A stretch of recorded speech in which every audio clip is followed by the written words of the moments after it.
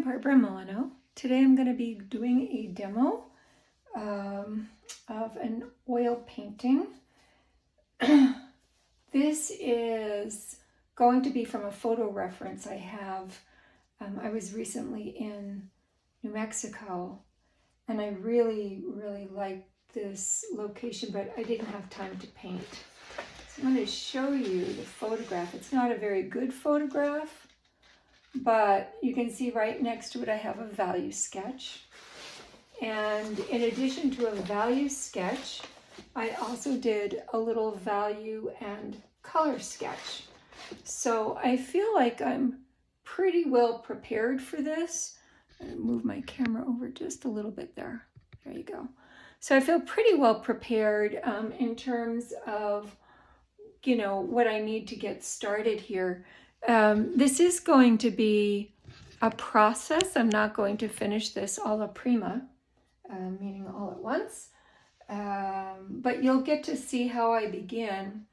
I've already selected my palette using a color wheel. I highly recommend using a color wheel. It really does help, particularly when you're learning. If you're using this as a guide, you really can't go wrong. So today I'm going to be using this combination of yellow, orange, red, violet, and blue, green. And I've already gone ahead and mixed my colors. And I'm also going to be staying with 4 values. So, you know, if you look at this painting that I did, my little value study, get this thing back a little bit, maybe you can see it a little bit better. I'm trying to get everything in there. It's like if I do one thing, then I can't get the other. But I have 4 values. So this, and this are all the same value. They're just different colors. This too. So I have this really dark back here, this, and then there's like an intermediate green in here, the pink. Those are kind of, this is all kind of a middle value. So there's 4 values from dark to light. And actually I'm glad I did this because midway through I realized that my value wasn't quite light enough and I had to lighten my value. So I'm glad that I did that exercise. And this is one of the reasons why I like to do a study first. Also, the door on this was a sliding glass door, which really didn't feel very attractive to me. Not something I wanted. And there was also, there was also a window, which I felt was a little bit distracting too. So I'm not including those items. And that's about it. So I chose this color palette because, I don't know, I just thought it would be good. I think the warms and cools juxtapose well with each other. And so that's where I went. So to begin, I have a little sketch here. You probably can't see it. I just used a little charcoal pencil, and here it is, just a plain old charcoal pencil, and I just used it kind of lightly. I also have a kneaded eraser. I have a lot of extra lines. I usually like to put in a grid first. We're going to be going over those anyway. I will be using some techniques that are less conventional for doing the painting. For my study here, I just kind of painted very directly, and I didn't get too fussy. And I don't know, I did some underpainting first, and I'll probably do the same here. So with that said, I'm going to go ahead and get started. And I'm working largely, even though I have a photo reference here, I'm working largely from my memory because this is all, the photograph is so much different than the way I remember the scene. I got a couple of brushes that I like.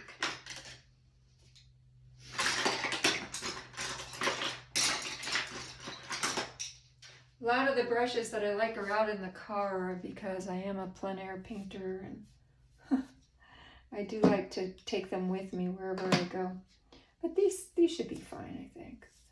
So I like to work with a large brush first, and then I get smaller as I go along. And I'm going to start with my middle value. You can see I've mixed a middle value. These are my dark values. And I've got this red-violet here, or violet-red rather. And you can see I mixed a value here. And it'll go to almost like a white pink. And this here is a blue-green. So I've got ultramarine blue and phthalo green mixed together.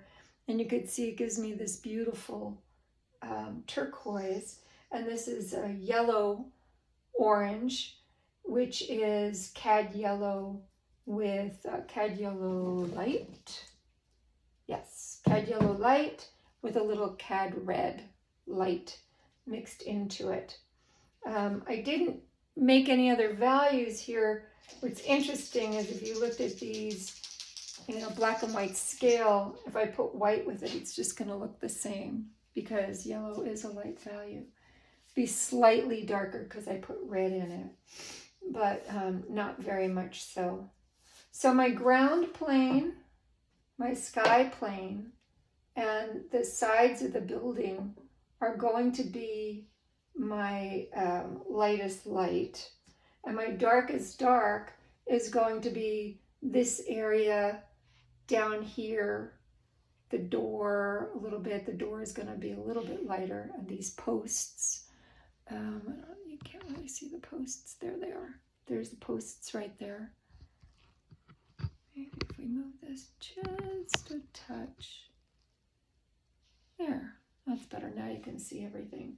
It's going to be a little skewed, but, and I could already see, if you've watched my video before or you know me, I am not an architect.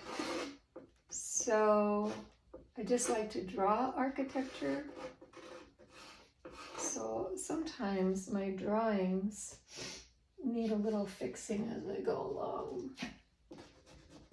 I usually pretty much eyeball it, although I do have a couple hacks I use. But I could see this is getting a little bit big here. Things like that. I also like the angles, you know, these old Adobes just have such lovely angles to them. And they're so interesting because they're kind of wonky, you know. You don't have to worry about having super straight lines. And I also like to use some of these lines in my final painting. So I'm going to actually also put in a step here. There is no step, but I can see that one was required. I don't know whether they were just lazy or what, but they definitely needed a step here. So I put in a step coming in to the door, and I'm giving it a door frame that it didn't have before. So there's that. So now it has like a little door frame that it didn't have. That's the ground plane. And then there's like all this stuff here that just kind of loosely come around. Sometimes I do these little gestural things, and it also helps loosen me up a little bit, kind of see the way things go. And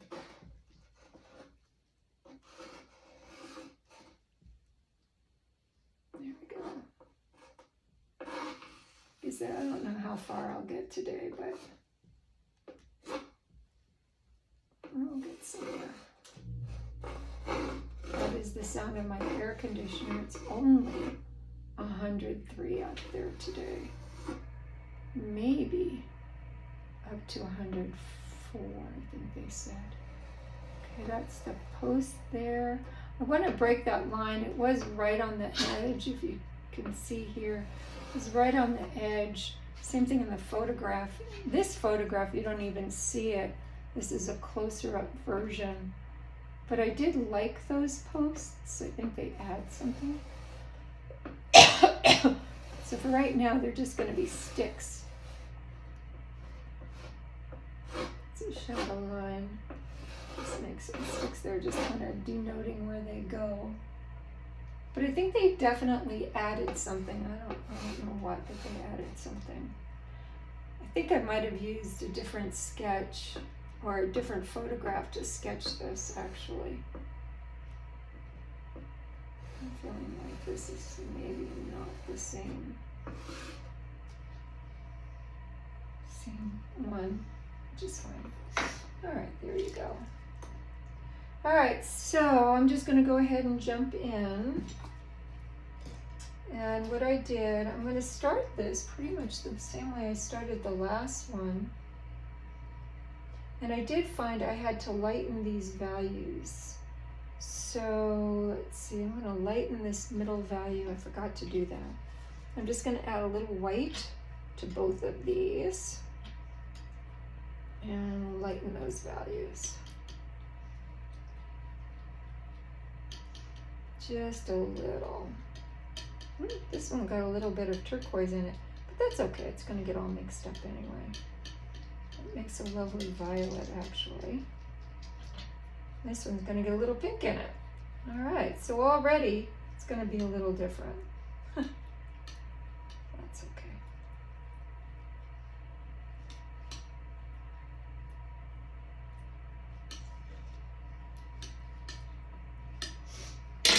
All right, there we go.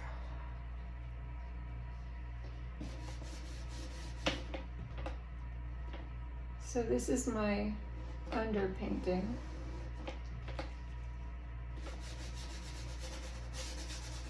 That I'm starting with.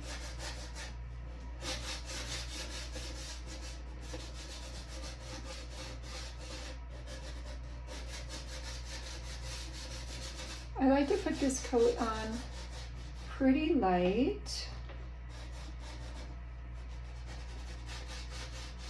I also moved this door over a little bit. I felt like it was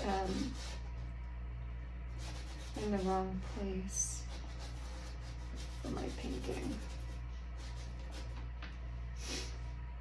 Okay. So normally I start with my darkest dark. I don't know, for this one, I just kind of went with this middle value to start. Since it worked before, I'm going to do the same thing. This is another part of the structure back here.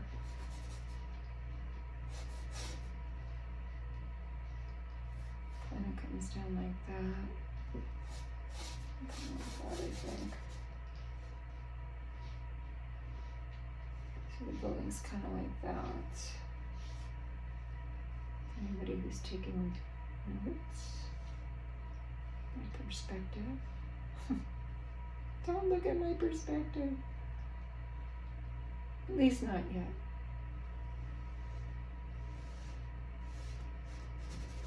All right. And the other thing I did that I really liked was I made this pink, but I'm kind of glad I got the blue in there because I think that lavender is exactly what I wanted at the end of the day.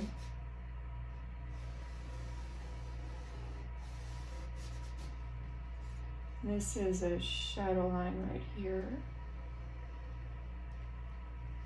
And all of this, of course, is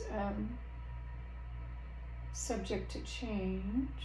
Let's see, this is all can get some of that in here too, I think.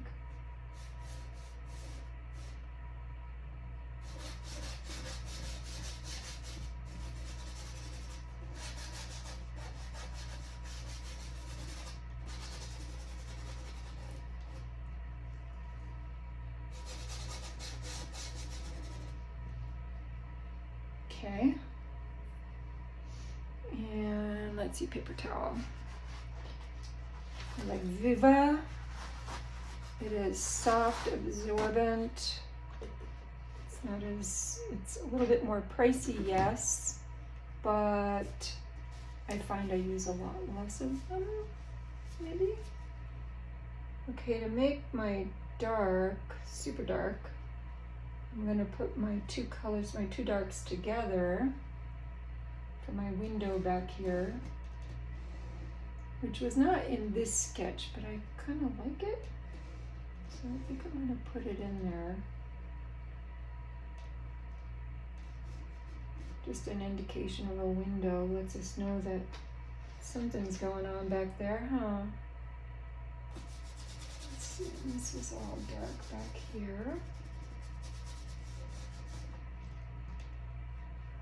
And this is using that blue-green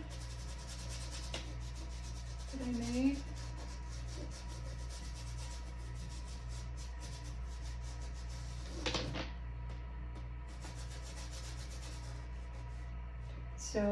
So far I have two values, right? Medium, my middle value, my dark value.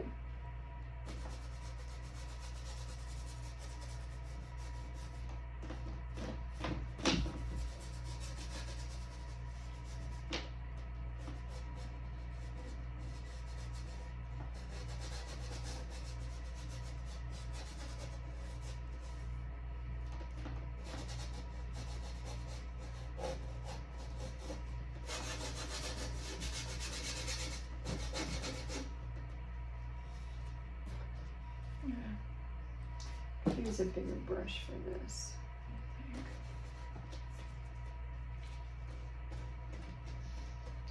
A couple of reasons for using a big brush. One is that it keeps me loose, so I don't get all invested in minutia. The other one is it's more expedient, right? You cover a larger area. You don't get as many brush strokes, so you don't get all dibby-dabby to start out with.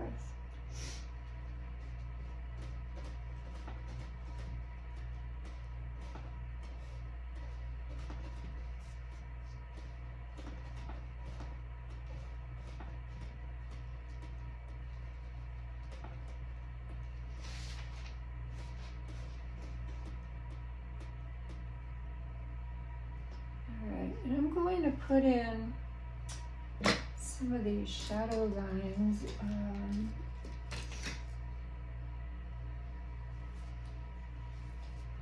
Also, I'm going to again work with this middle value. A little bit of that green to it, but see, I'm staying in that middle here. I want them to look the same. To you, they might look exactly the same, but it's definitely lavender. So I'm just going to put that in. Again, it's that middle value. I'm not going to have as much value contrast, or I'm going to have more value contrast because I'm going to have less values.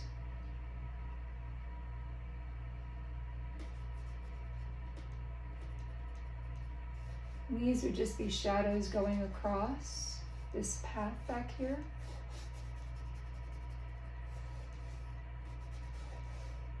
Just kind of random and scattered. I don't want them to all be the same weight, same color. Okay.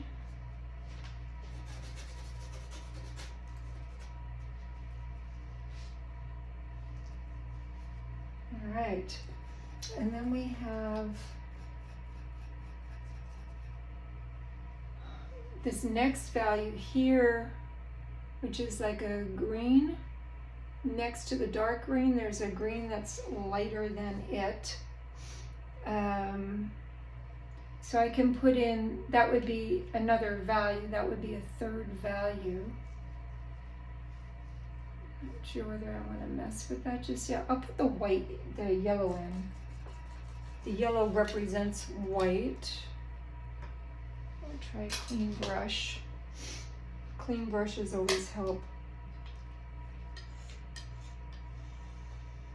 I try to keep my palette clean as I go along. And I use palette knives to mix. Sometimes I use them to paint. Okay, so I'm mixing a little bit of white into this. I'm not really seeing any difference at all. I did get a little contamination in there. Get that out. So I'm going to put out some fresh white because this is a little bit contaminated. Don't be afraid to use more paint. Your paintings are going to look a lot better if you use more paint. So you can see there's just the tiniest bit of yellow that I put next to this big old blob of white. I'm not going to start out with all that white. I may not use it all.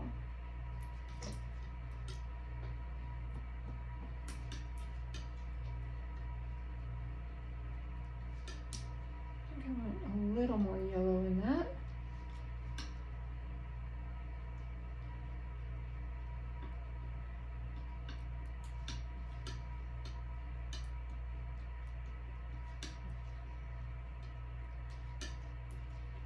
There you go, I kind of like that.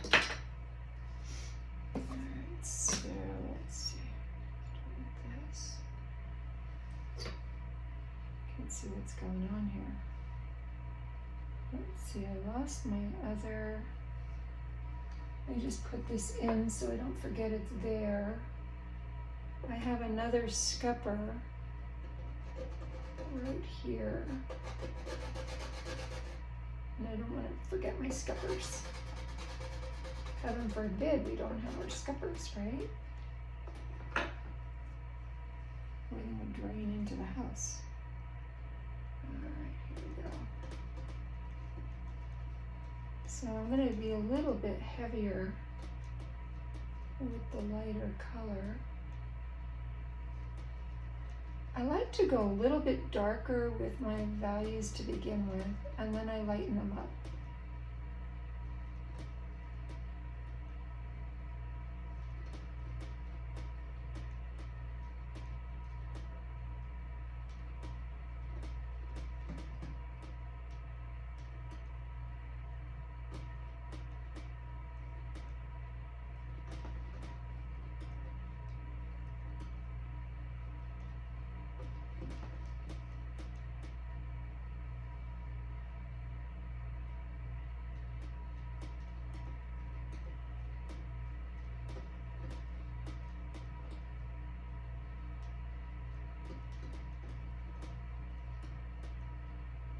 And I don't want to get right, I don't want to touch that edge, because if I do, it's going to contaminate my yellow paint, and I'm not ready to do that. If you see right here, I didn't go all the way. I'm not actually touching. So I can keep my paint a little bit cleaner until I'm ready to, say, blend.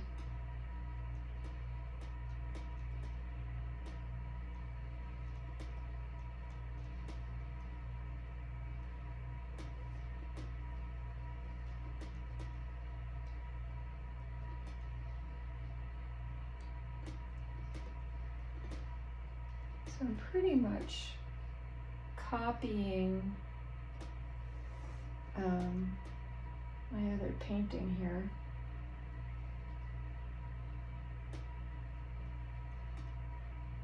I think this should be here like this.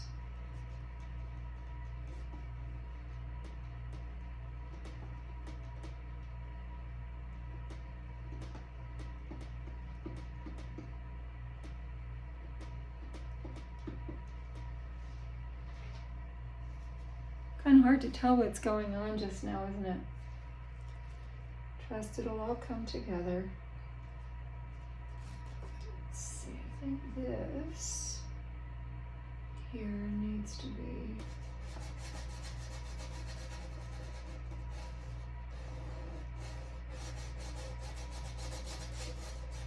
more like that.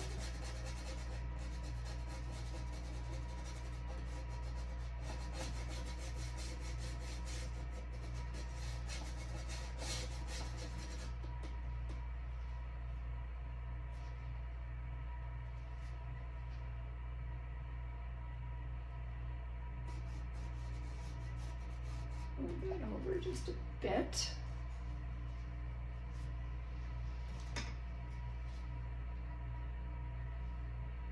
Adjustment there. Alright. And I had some shadows in here as well.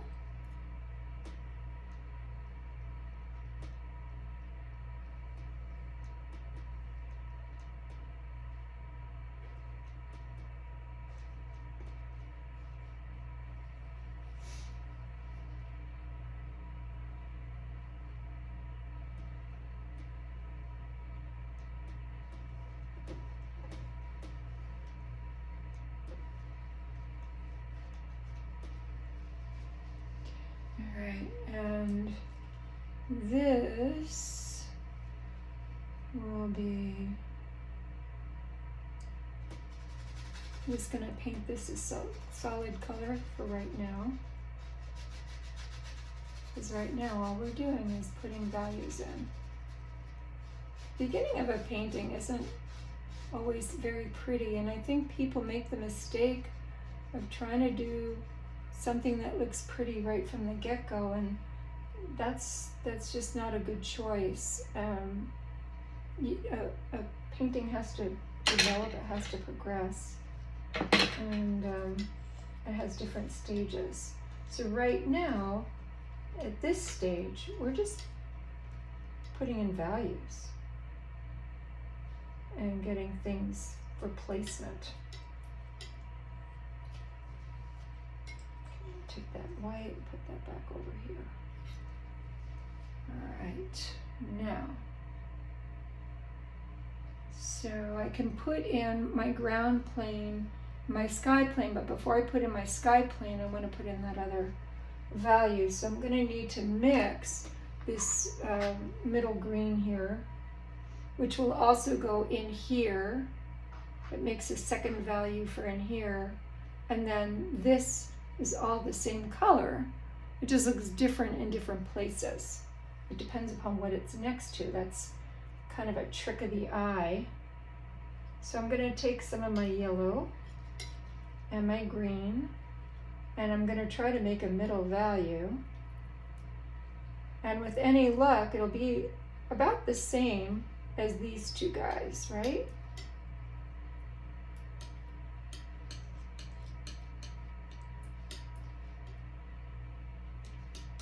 Maybe a little bit darker. I think for right now, I'm going to go for the same.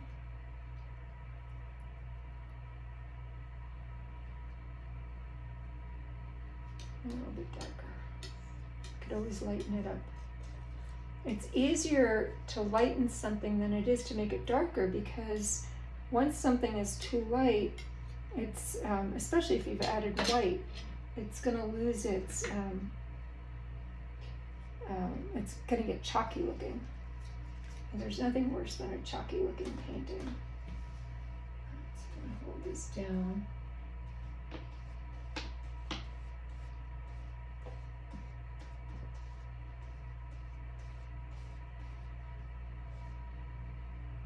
I'm going to bring that up to the house, but not actually on the house, because again, I don't want to get it messed up. At least not just yet.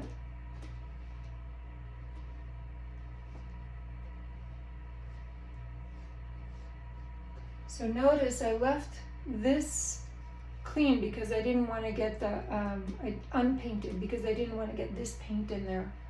So that was intentional. Again, I'm not going to go all the way. I can use a smaller brush to go in those places. Right now, I'm just going to leave them white. You know, you can underpaint. I like to work over old paintings, personally, because they do have that underpainting. You get some nice surprises. In this particular case, where I'm really, really focusing on getting my values,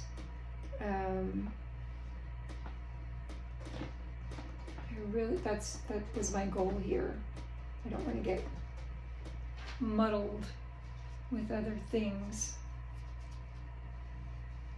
Okay, and then I can take this that I just made and lighten it with that yellow I had earlier and make a nice yellow.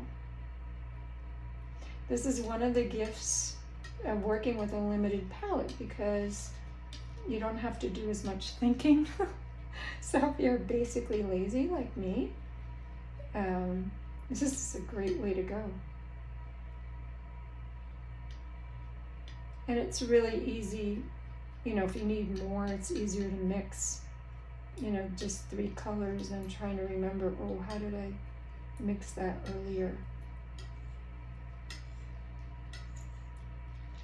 You could always make a little chart for yourself, a little colored chart before you begin. Mix some different combinations and values to see where your palette can go and where it can't go. Okay, so I'm just one solid color here.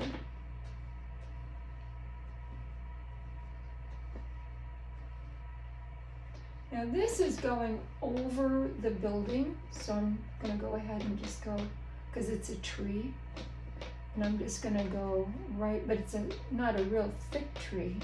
I'm making it a little thicker than it actually is.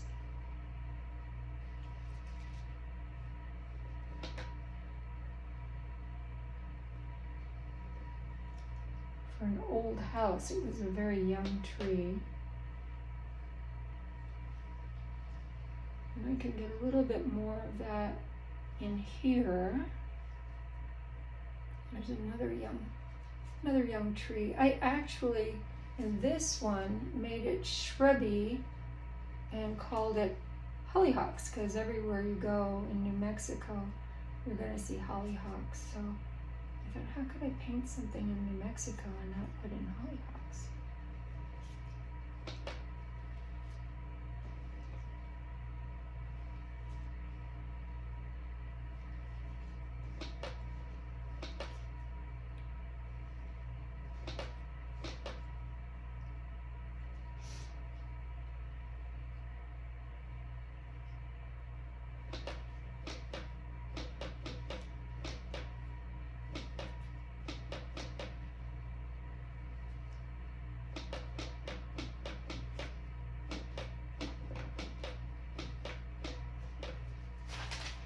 I'm sure this is looking very confusing to you guys, but it's going to all come together. I'm going to put some of that dark in here too. I'm just going to go ahead and bring that up.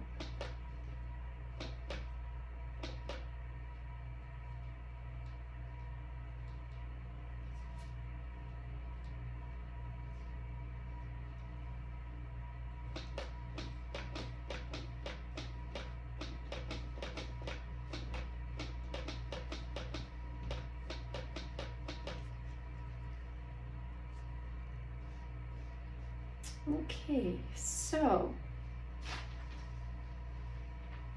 we're coming along.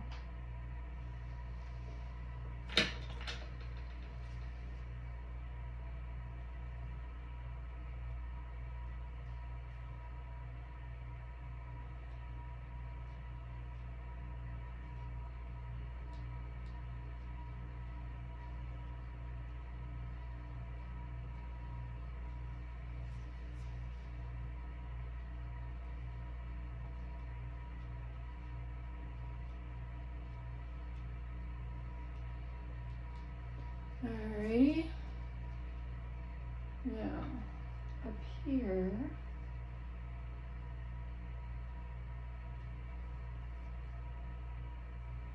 if you feel like your brush gets contaminated, make sure you clean it.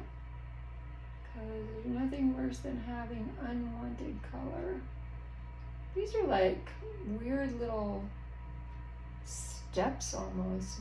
It's really it's a strange looking thing. I don't think I've ever seen it. Whether it was intended to be decorative or whether it has a function, I have no idea. But there were just these weird little steps up here. But they weren't like steps, they were just like ridges. I don't know how to explain it, it's just strange. They may end up not staying in the painting. Because usually if you have to explain something, it's not going to make sense to me, it's not going to make sense to the person looking at it, and it's best to just simplify it. But we'll see. I thought it was interesting. That's why it's there. Okay, so now we have 1, 2, 3, 4 values. And we can add in the sky plane now that we have the sky and the ground, which are also going to be the same value. So the sky, I'm going to take this beautiful turquoise middle value, add more white to it. Can you see that where I'm doing that? Yeah. Yeah, okay. And I'm going to make it much lighter for the sky. So to make a color lighter, you're going to add light to, or dark to light. So I'm going to take all of this white, I made way too much of that, and add it to this for a much lighter color. If I could keep adding white to this and I'd have a ridiculous amount of paint that I don't necessarily want. So,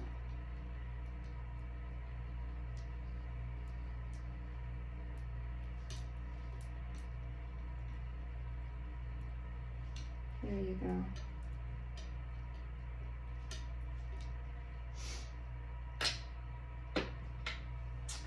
I don't know whether this brush can get clean enough. Usually if I'm doing something like a sky plane or something that's got to be white or light, I start with a new brush because it's just too hard to try to keep it isolated. So I'm going to get a nice brush here. Nice, it's a good size brush.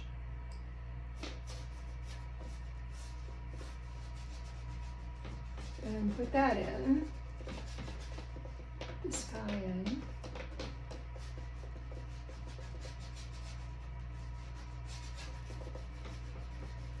Just scrubbing it in.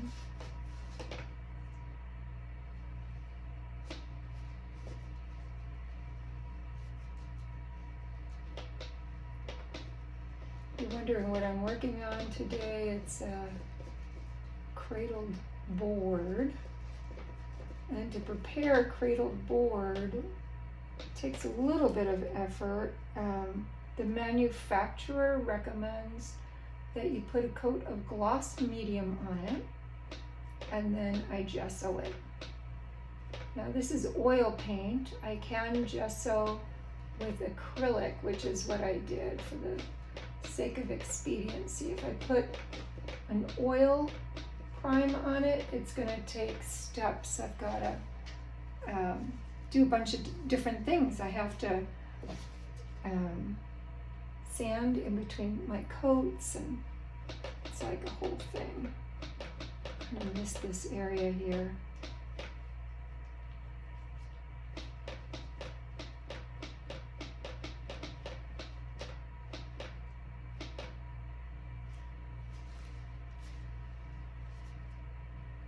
I think this can come down a little bit too.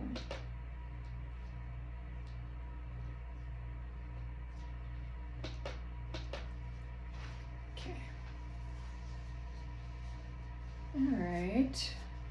And I'm going to go for my ground plane now,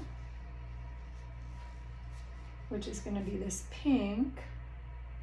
And I'm going to add white to it.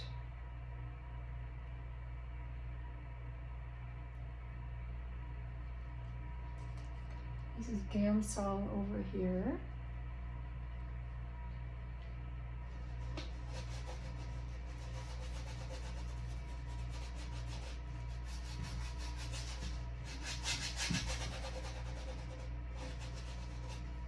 It's a pretty color. I made this with ultramarine blue and alizarin. Crimson. Which really made this lovely, lovely pink.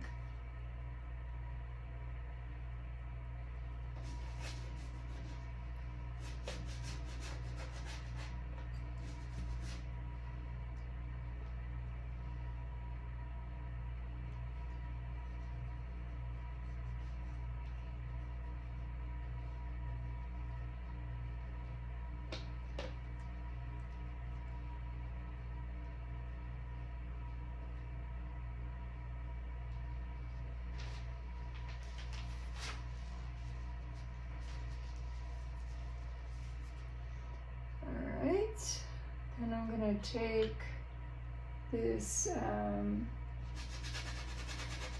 notice again, I'm not going right to the edge just yet. I'm leaving that open. I'm going to take this yellow orange here, and I'm going to put a little bit of the, like this, make like a brownish color.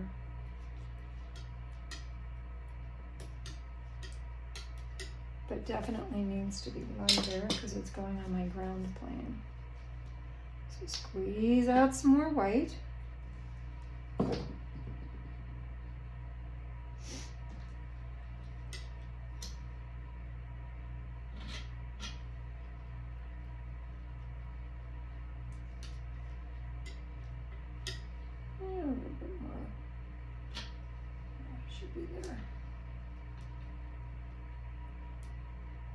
Nice, I like that. Now this, whatever I have left over here, I know I can use somewhere else.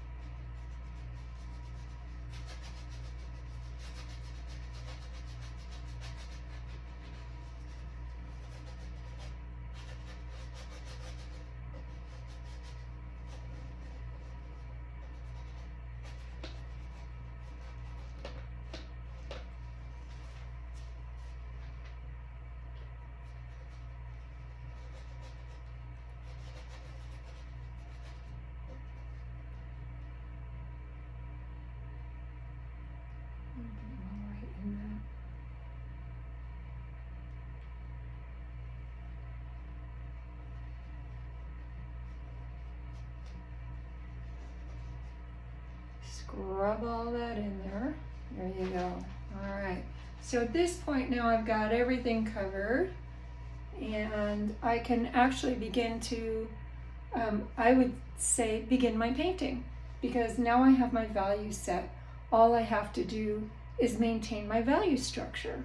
So I have this value, 1, 2, 3, and 4.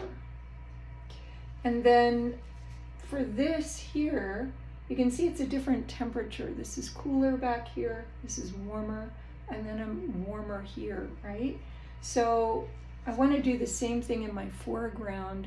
As I come closer here, I want a little bit more warmth in that. So I'm going to go ahead and stick with that green. This one's a little too light.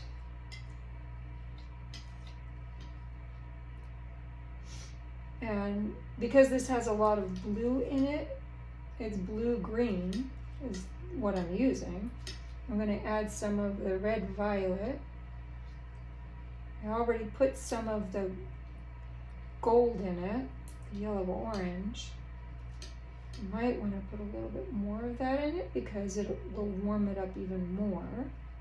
So we really want to get that temperature much warmer than it is.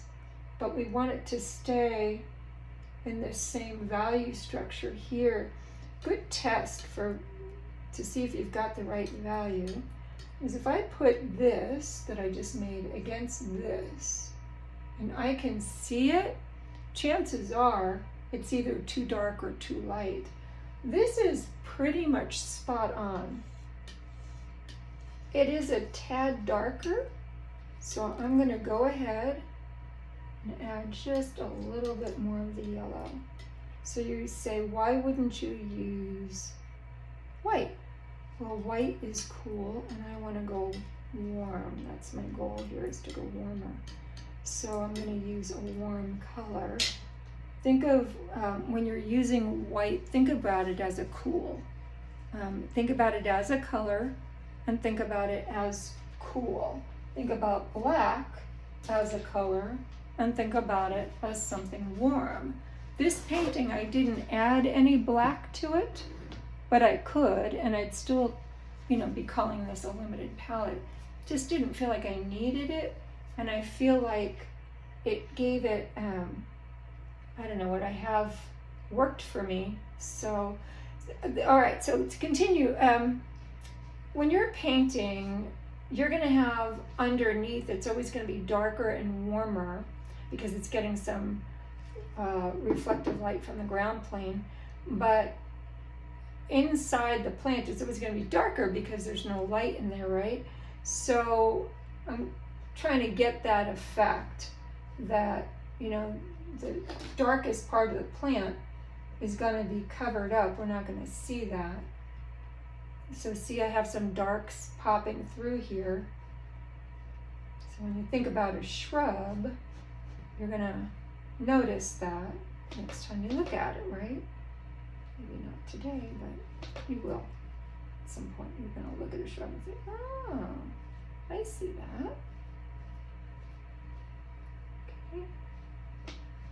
And because I'm working with a limited palette, I'm just going to use the same color throughout because it's going to look different in different places depending upon what it's next to. All right.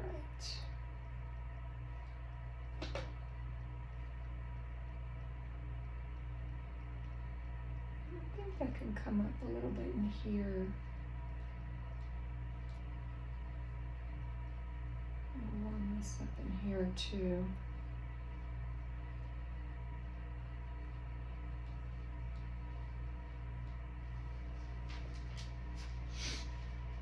Yeah, I like that. All right, just giving it a little bit of depth as well to do that. I'm going to put some of that underneath the bottom of the tree here.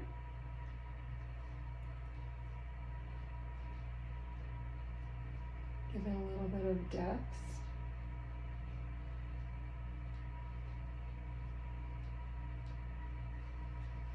And we can make a tree trunk there too. So I'm going to take my warm colors, put them together. Got a little bit of blue, we don't want to be too brown. Be nice and dark. We can make a tree branch here.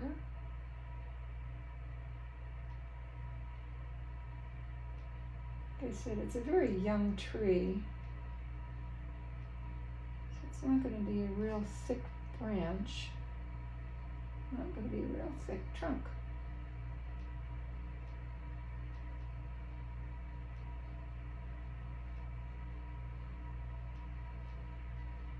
That's about enough of that. And I like that dark. As long as it's dark, doesn't matter what color it is, you can use it. You just want to get the right values, right? So I'm going to get a little more of that going.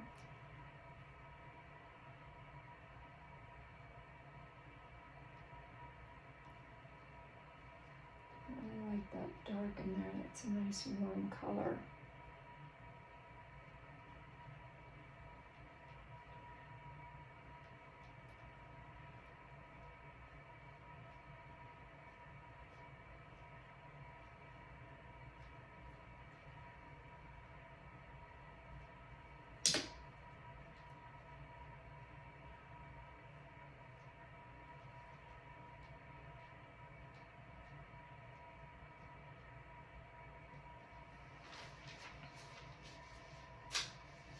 All right, so I feel like I need a little variation on the house itself. Right now I've just got my underpainting and I haven't done really anything with it. This has, the house has, it's an old stucco and it looks like it's got some weird striations on it. I don't know that I want to mess with that, but it is fun to get texture on your paintings.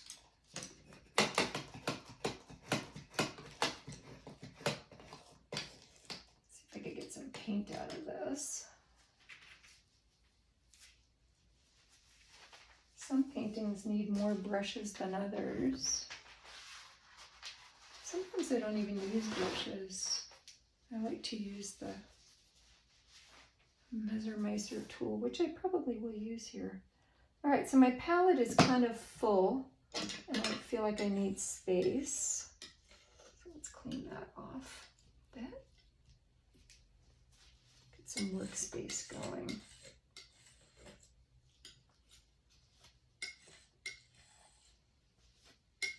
Not very much of this left, so I don't feel like I'm wasting it. Otherwise, I usually keep every little morsel if I can. The cost of pink these days. It used to be acrylic was cheaper, you know, but not anymore.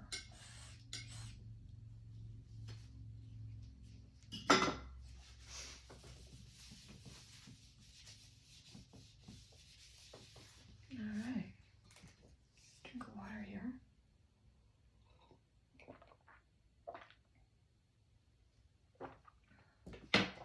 Okay, I feel like there is some reflective light going on in here, and I want to get some of that in here. So that brownish color I made, I think I can just drag in some of that.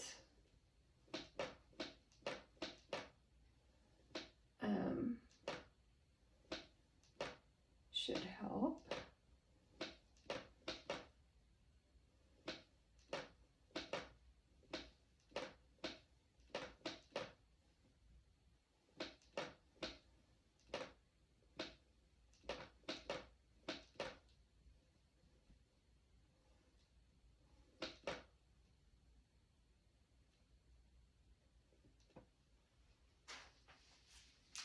See how that softens the harshness of that real intense turquoise. Yeah, this just isn't working for me. I don't know, it's stupid looking. So when all else fails, scrape it down. Yeah, I just don't make that at all. That just is doing nothing for me. We're just going to make that solid.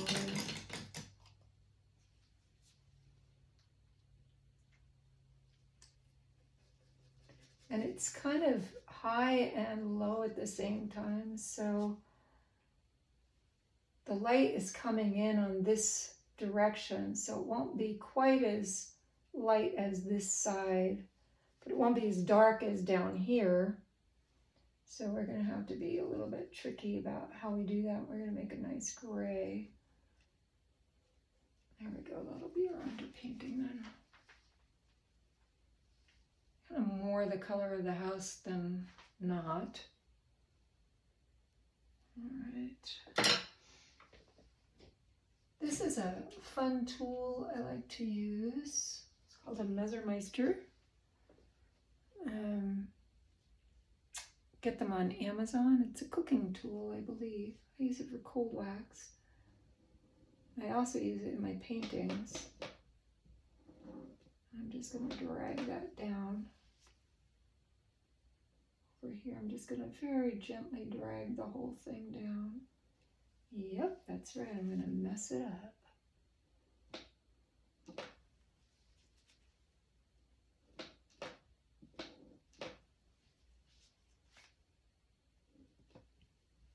And what this does is it will give me like little pops in here too.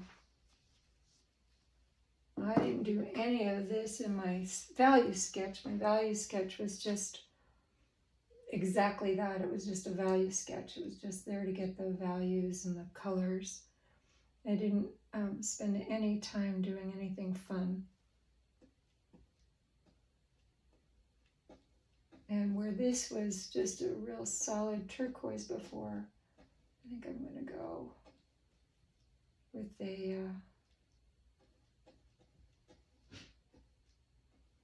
little bit more of a lavender.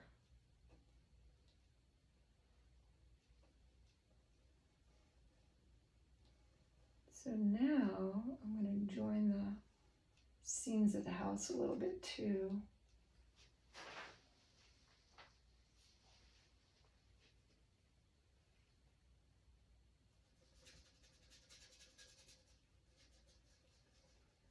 When you mix all of the colors together, what's happening is you're basically making a gray.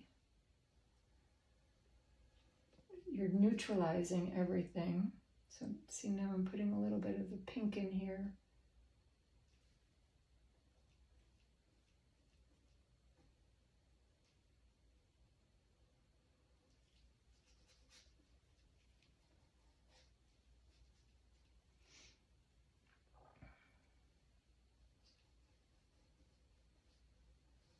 And what happens is everything starts to just unify, but you still have that glow underneath.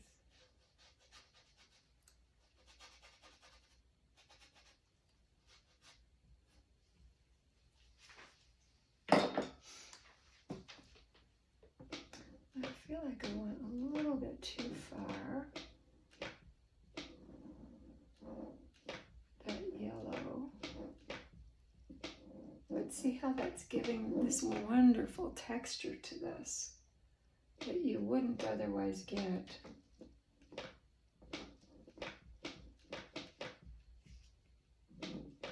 Oop.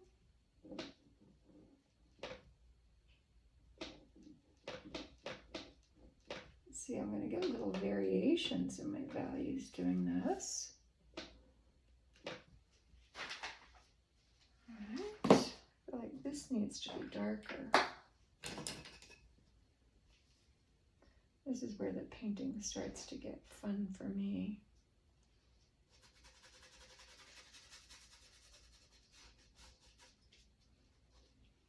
I could go darker yet.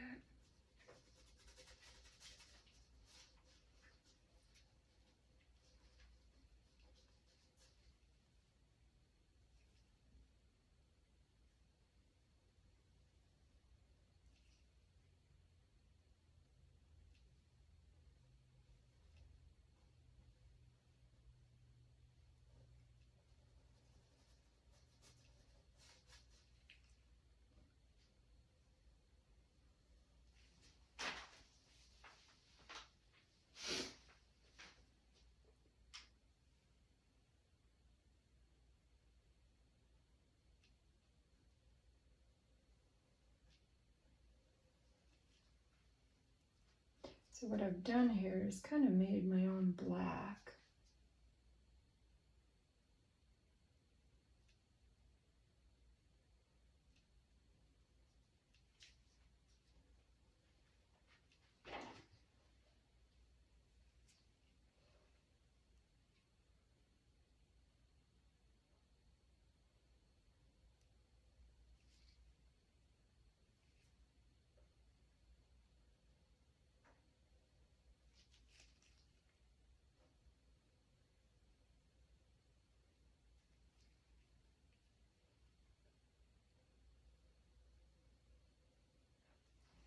I did kind of forget I had this other post here.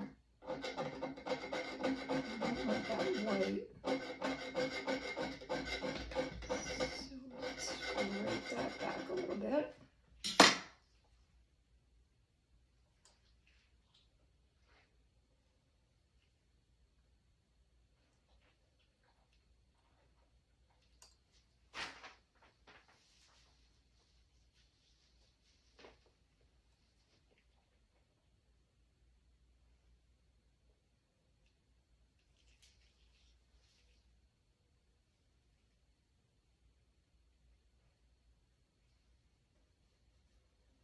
Shadow.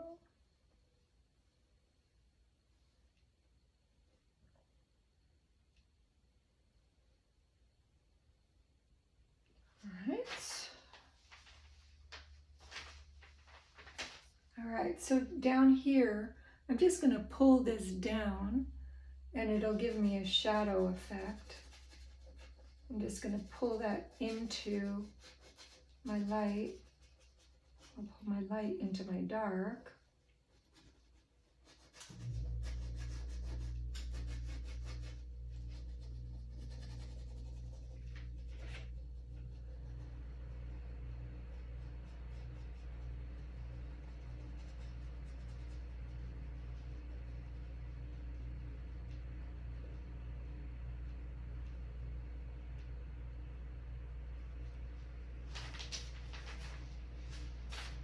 Okay, it's coming along, huh?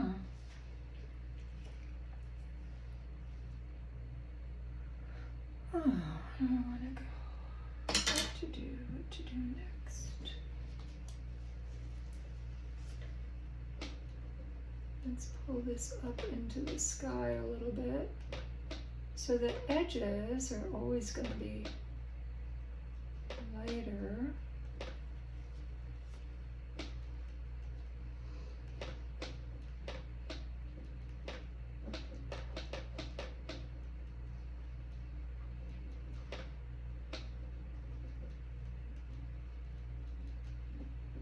There were clouds here, but you know, there's so much going on in the painting. I didn't feel like I really needed them, so I left the clouds out.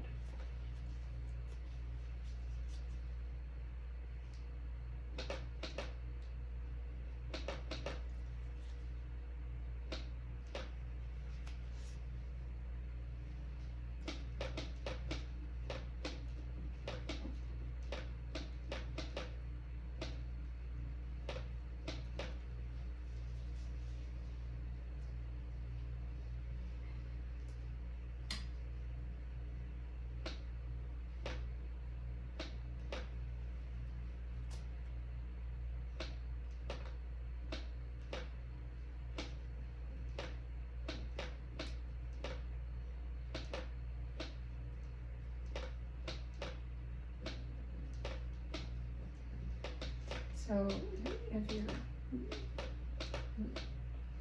curious about what's happening here, I'm getting all kinds of subtle variations. It's looking more like plants back there. I'm just using what's already there.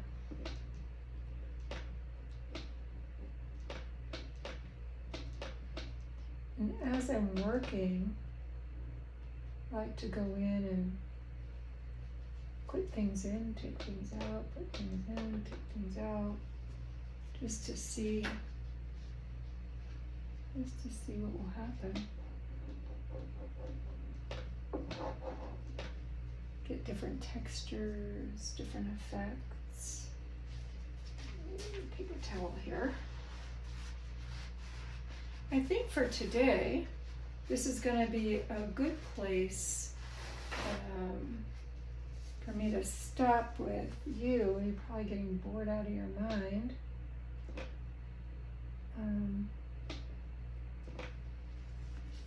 I do want to keep going.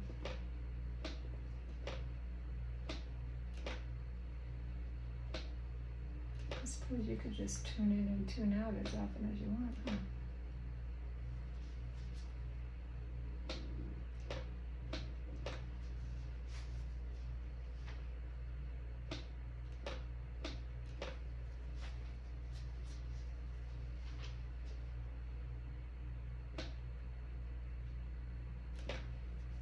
So the shadow here is pretty strong, but when I scrape it back,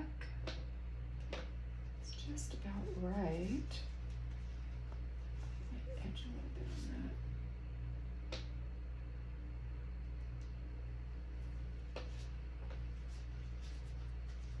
So you can see I'm using this tool to help with my edges here as well. And I am getting some variation also in the shadows, because there is color in shadows. This opens up the door for me to add more color, same value.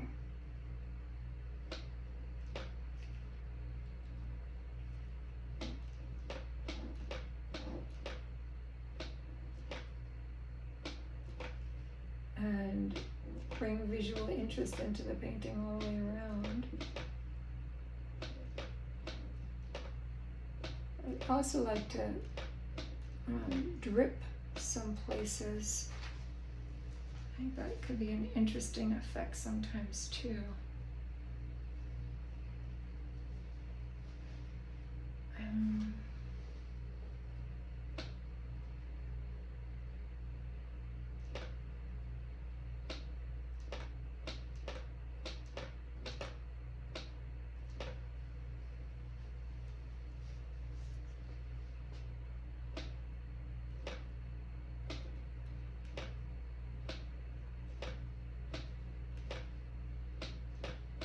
I like that. And where this is going to look really cool is up here.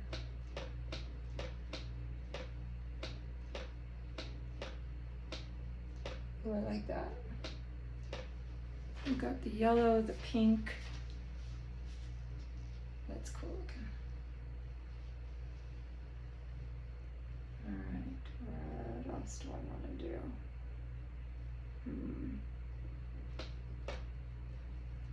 Oh, I said I was going to bring this up into the,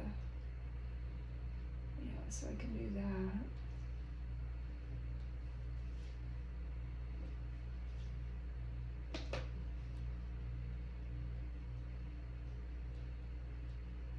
So it becomes a push-pull, right? So temperature-wise, I've got a lot of cool going on here. And I think I'd like to get more warmth going. It is a fairly cool palette when you think about it. But I can get some nice warm tones by mixing. So I'm going to mix together the yellow and red.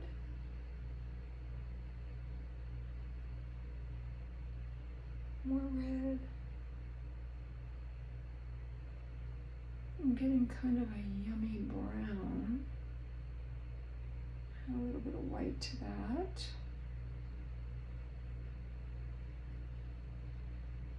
A little more red to it. Pink. A little more pinky. Or pink. I think I want it darker than that.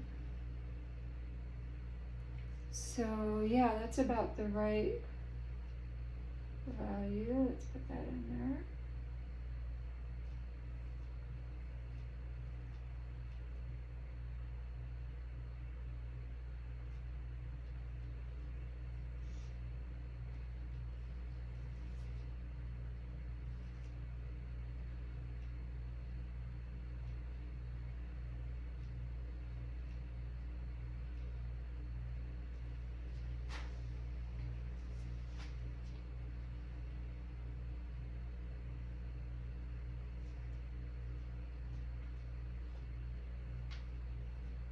Now I'm going back and I'm putting a little bit more pink into the purple.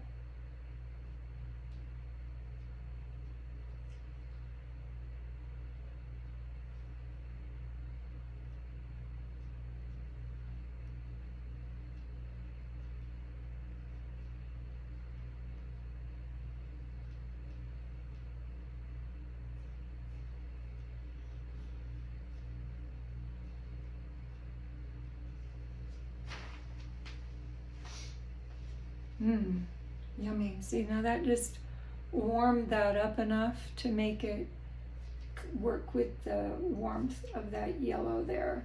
So remember, when I added warmth in here, I've exposed some areas that are really very pretty but also very cool, and I want to warm those up. Now that I have this nice lovely brownish color going here, let's see if it's the same value. It's a little light, so I'm going to darken that with this black mixture I made and see if we can't get the right value. Yeah, see, that's better. So get that value going in there. That's a lovely, lovely warm color.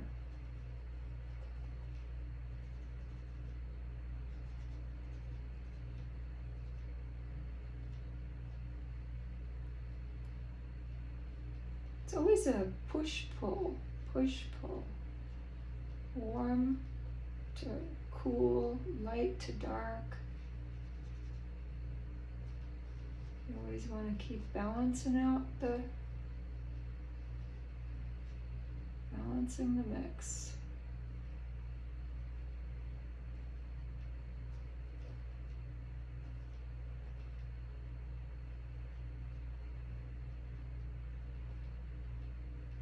I just love that right there. For right now, I feel like I have to leave it because I like it so much.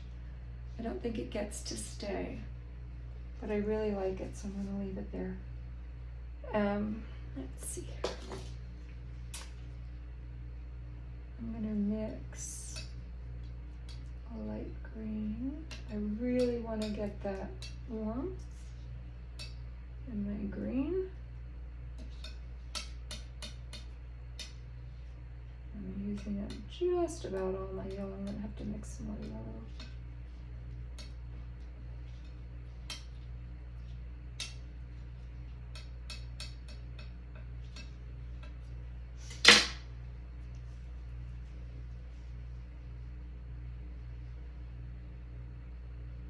Same thing, I want to get more warmth in here. So it's the same value, just a warmer tone. Just warmer. There's more yellow in it, so it's really picking up that golden kind of look.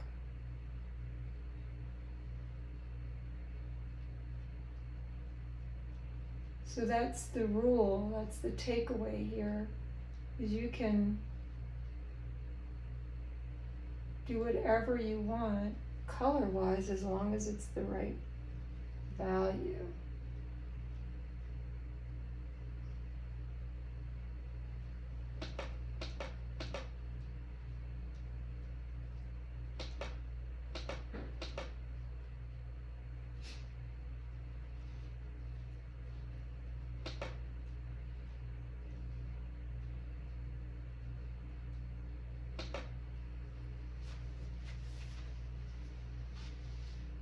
Oh, that's very nice. Again, it's bringing in warm against cool, light against dark. So where these two values here are coming closer together, I think we want to go further apart, more like where they were.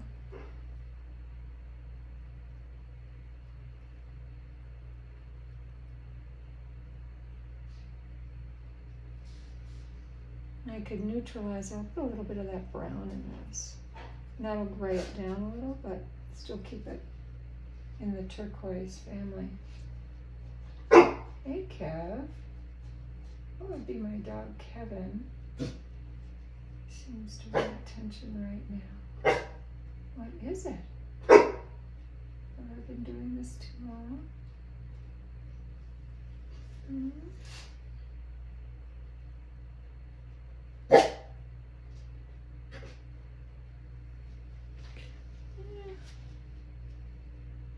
Well, for right now, it's okay. It's kind of gray. Here I am covering up that beautiful area, but this will work back there, so has to happen. Has to happen, but I like it. All right.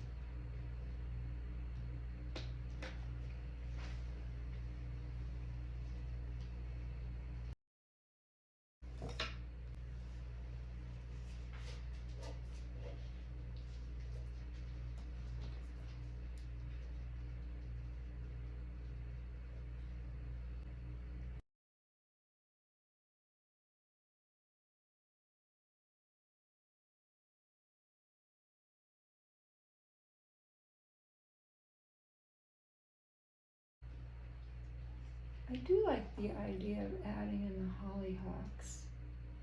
So I'm going to bring these couple of stalks up.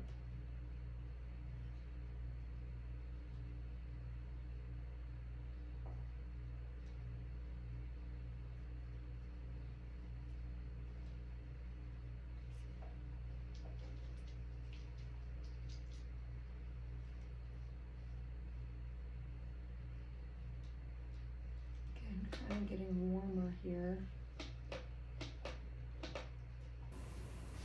So I think this might be a good place to stop for the day, end on a high note, and hopefully we'll see you back after a little bit of a break. Thank you. Hi friends, welcome back to my studio. So let's see, after sleeping on this for a minute, I came back in and took off all that texture that I put on there late yesterday afternoon, but you know, I still have some of that golden remnant in there that I kind of like, and I'm going to scrape back a little bit more on the light part as well. I love to do this because when you scrape back and you see what's underneath, you get such wonderful effects. Here I can see the turquoise, the pink, the yellow, and I really like that. But I felt like what I loved about the study is the cool and the warm. This being cool, this being so warm. And I feel like, yeah, I just wasn't getting that coolness when I put that golden color in. Plus, there's a value contrast that I'm going for here, and I kind of lost that value contrast by going lighter, by lightening up that value. I probably lightened it up at least one value, and I think it was too much. So I'm going to go back in and do a little bit more work with that. And I'm going to scrape back a little bit of this in here. Now, if you recall, I had come in pretty much straight on white with this. There was no underpainting. I just went with the yellow over the white. So basically all I'm taking off is the thickness. The color itself is not going to be removed because there's nothing really to remove underneath it.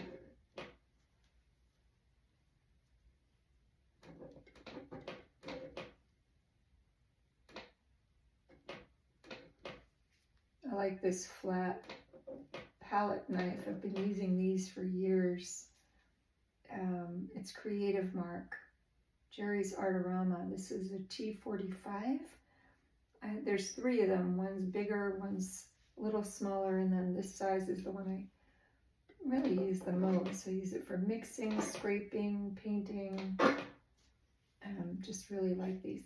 The other thing that I liked about my study was that the sky was more turquoise, and I'm just going to put the turquoise in over what I have here, though, the darker turquoise, because I think I'm going to like having that lighter blue underneath anyway, so that seems like a good place to start today.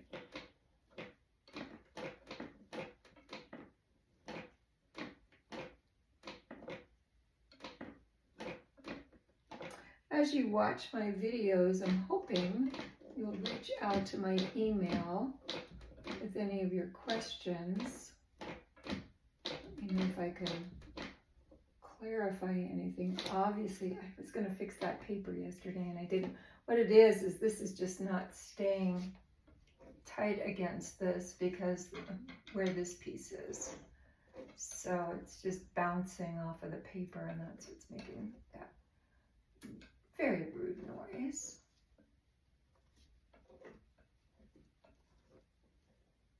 There, it's better. It's a little more quiet, huh?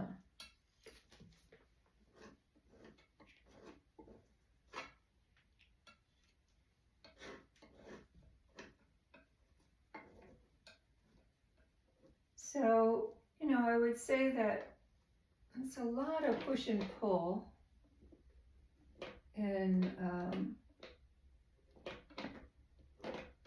doing a painting. I think when I'm working in plein air, I'm not nearly as fussy as I am in the studio. I have a tendency to be a lot more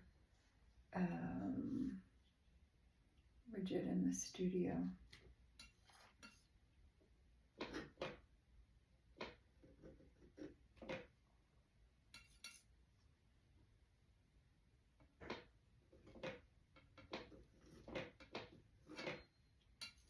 Did like that texture I was getting yesterday. I did enjoy that.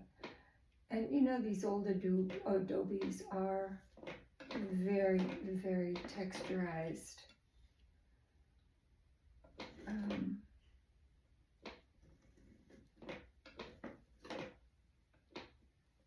The same comment as yesterday. I really like the way that's picking up the texture of the gesso underneath. I could have sanded it, but then I wouldn't have all this wonderful texture that I'm getting. I really like that.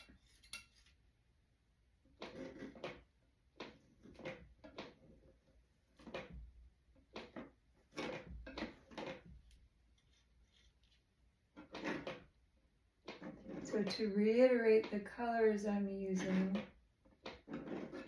I have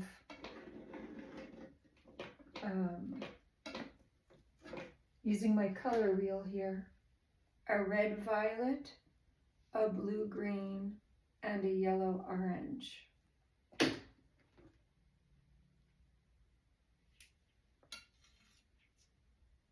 I'm working with, hopefully, just 4 values. All other things being equal. So what I did is I pre-mixed 3 values. That kind of keeps me out of trouble. And then if I bring in a 4th value, I'll know that I have 4 values, right? That's kind of how I try to do that.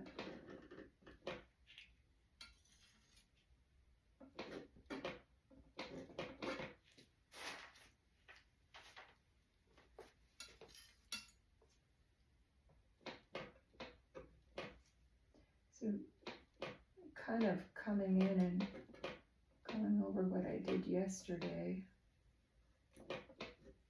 But I have some of those other colors now underneath popping through, which is super cool. And this is how I build my paintings. maybe different than the way somebody else might do it, but this is how I like to do it. It takes a while because I'm doing a lot of, kind of like wax on, wax off. I put it on, take it off, put it on, take it off. But all that layering builds up a lot of visual interest, I think.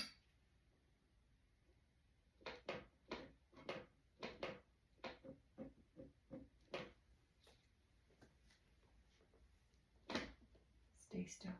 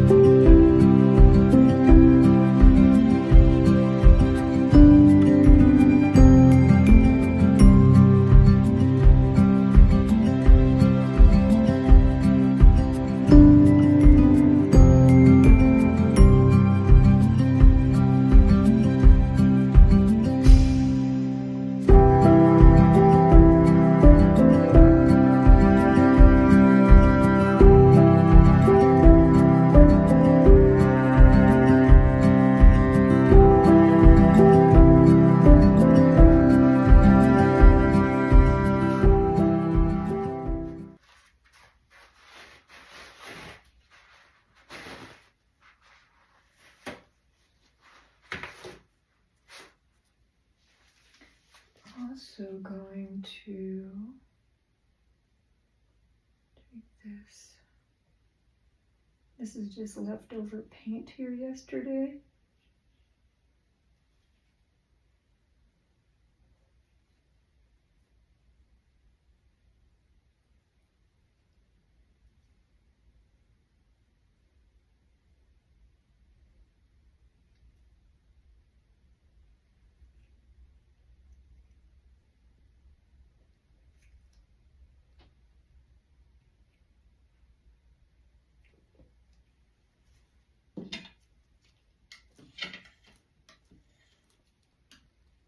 I'm gonna have to mix more yellow already.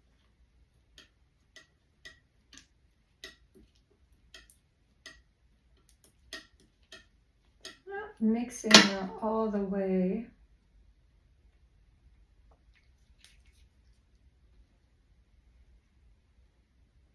It mixes up a little bit on the palette. I'm okay with that.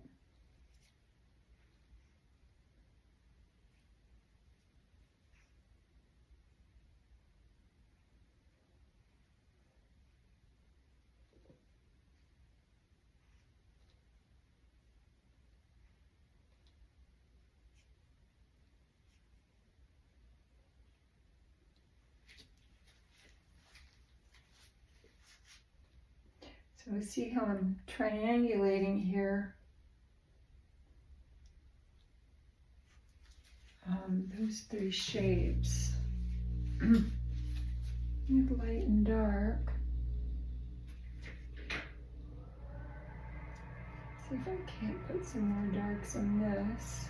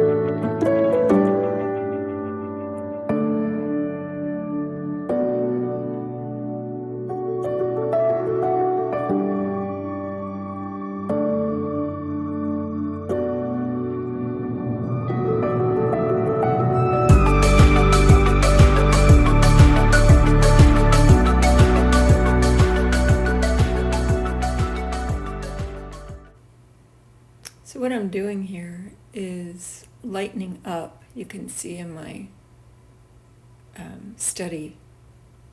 value study, that I'm trying to get it lighter.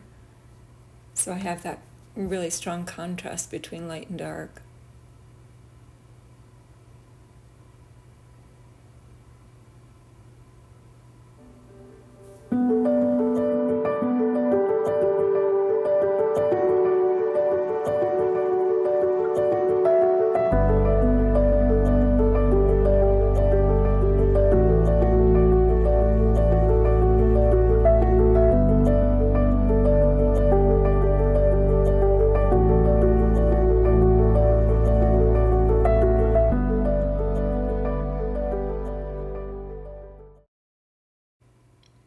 At the same time, I'm incorporating some texture to the surface, giving it more of a stucco or adobe surface.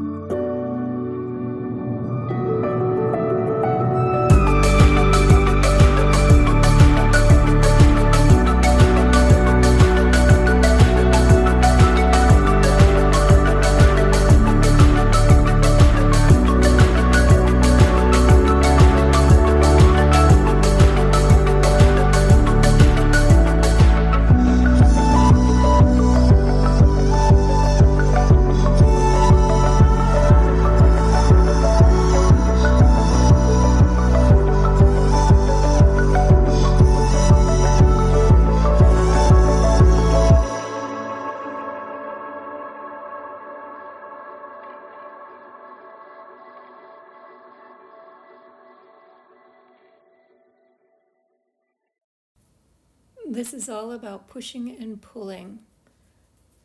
It's a process.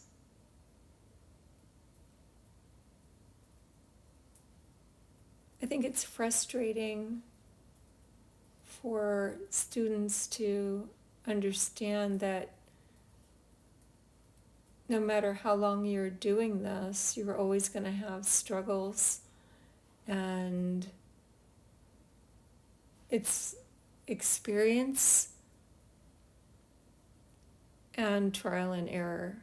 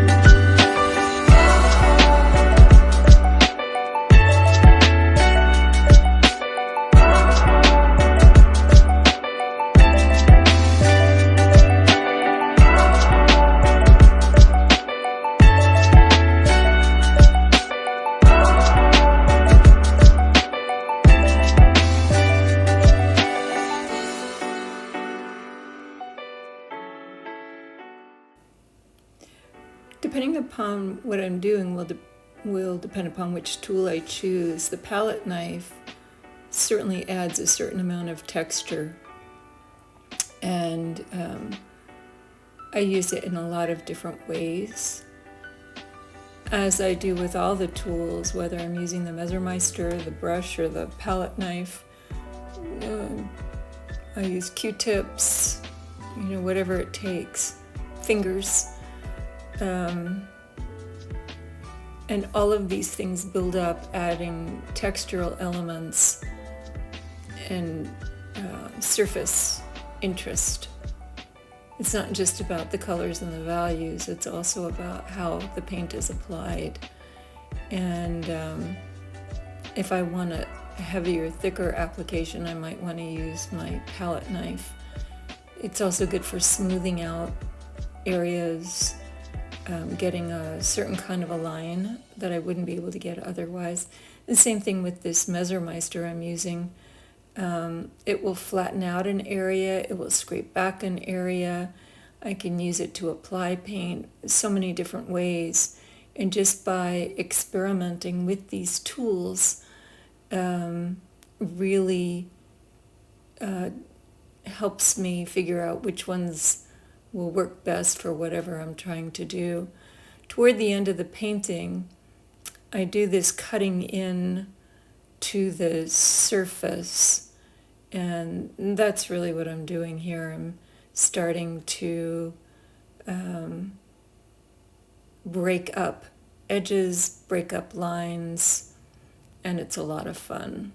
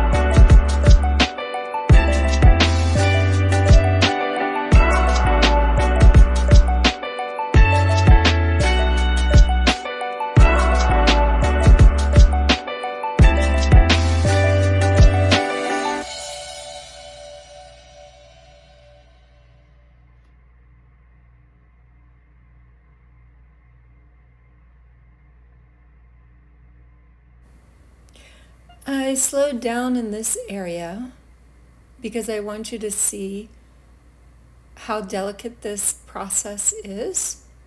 It takes a while to finish a painting. The beginning goes very quickly relative to how I finish a painting. Once I get my values set and I get the paint on, that part goes really, really fast. But this part, where I'm looking at every square inch of the painting for color, value, texture, just all the art elements, trying to get that message across, whatever it is that I want the viewer to see, what I'm trying to express here. That piece takes quite a while for me. I find that I really have to live with the painting, and I don't know how to explain how I do it. It's by and large something pretty emotional, I think. There's a feeling I want to get across, and that's what I'm aiming to do here. And I won't be satisfied until I do it.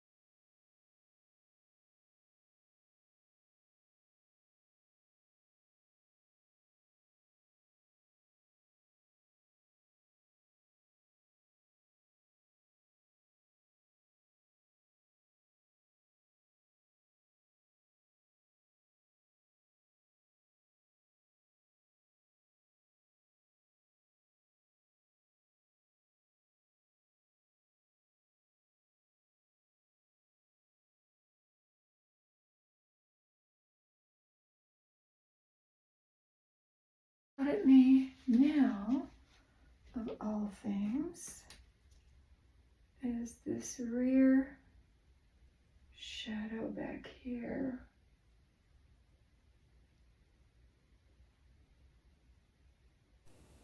I feel pretty good. I feel validated. I'm liking the colors I've got now. The values feel right. And everything seems to be coming together nicely. It's a really, really good feeling at the end. And knowing when to stop is always tricky, but my rule of thumb is when I have nothing left to say. And that could be for that day. I might come back to this in a couple of weeks and put my hand to it again, but it gets to a point where it feels like I've got nothing else I can add to it that will make it stronger.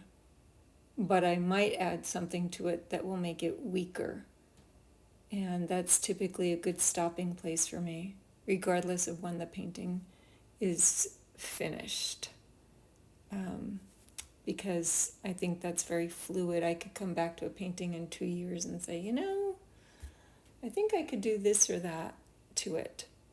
And oftentimes I've come across a painting that I worked on a long time ago and think, I know exactly where I could go with that painting and make it better. But I don't. I just leave it because I was in a different place when I did that painting. And I want to, I don't know whether honor is the right word, but just leave it where it lies. It's a piece of history.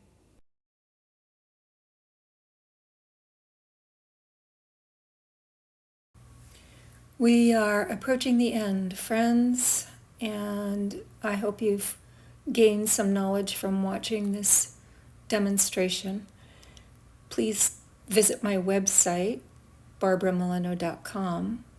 Feel free to reach out to me at my email address, art@barbaramilano.com. I'm always willing to help out if I can. I hope you will share this with your friends, come back and watch other videos.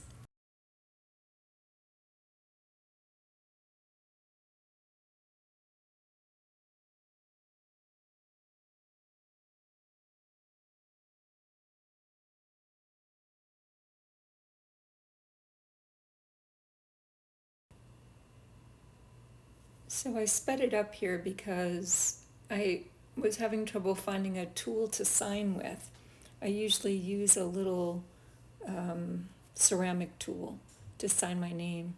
So I tried a couple different things that didn't really work. Right now you can see I'm messing with water and an Inktense pencil. It's a water-based pencil, but it just wasn't working.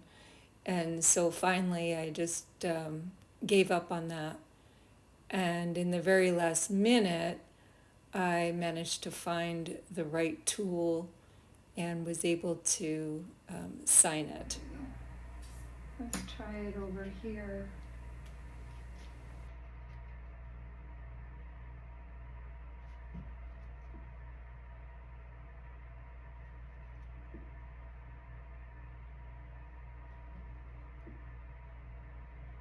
Sorry, you have to see my big old head. There we go. There. Now I'm satisfied. All right, so let me show you what it looks like.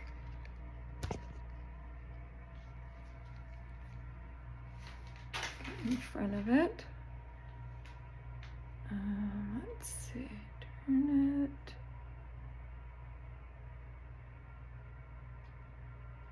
There you go. Back a little more. Ta-da! Get up close. I do have some glare here, so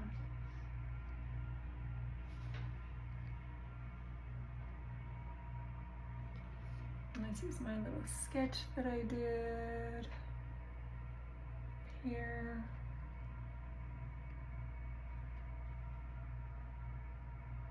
And my value sketch. Down here. Thanks, friends. See you next time.